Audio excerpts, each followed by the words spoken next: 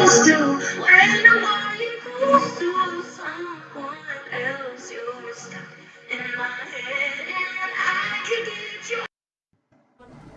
Any concerns about peaceful protesters being tear gassed, moved out of the way at the White House last night? I have concerns about what we're seeing all across the country. We're seeing rioting in cities all across our nation. And let me be clear, everyone has a right to speak. You have a right to speak peaceably and exercise the First Amendment. What you don't have a right to do is engage in violence. What you don't have a right to do is loot stores. What you don't have a right to do is shatter store windows. What you don't have a right to do is light police cars on fire. And the violence and the terrorism we're seeing across the country is unacceptable. It is wrong, and it is incumbent on leaders across the country, the President and the Attorney General, but also governors and mayors and police chiefs, to protect the American people and stop this rioting now. So the President is offering to send the military into various states. Is that something you'd welcome in Texas? Let's be clear. There is a long history of the military being used to put down violent acts of terrorism. That's not the first line of defense. The first line of defense typically are police officers. The next line of defense typically are the National Guard. You should naturally go through both of those. But let me say something also. These Antifa protesters that are organizing these acts of terror, among other things, they are behaving in a profoundly racist manner. Listen, everyone agrees what happened to George Floyd was horrific. It was police brutality. And we are united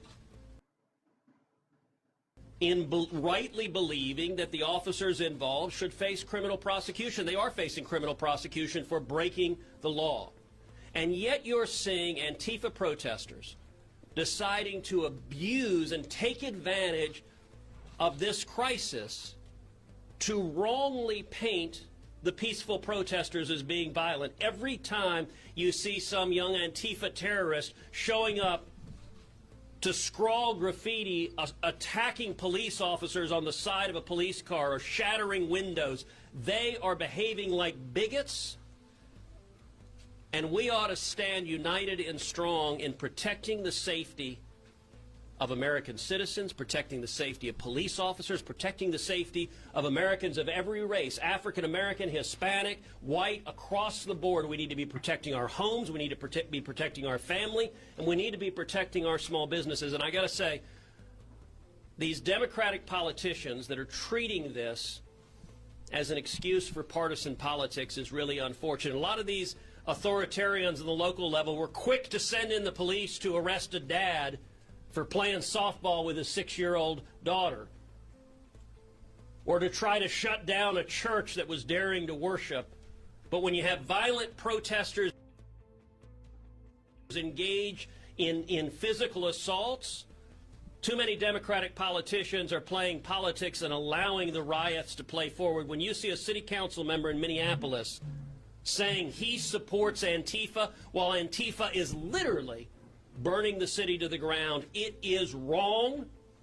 And I am glad the president yesterday led by going to St. John's Church, an historic church in our capital city that was firebombed by terrorists. It was important for the president to be there and say, we will not be cowed by terrorists.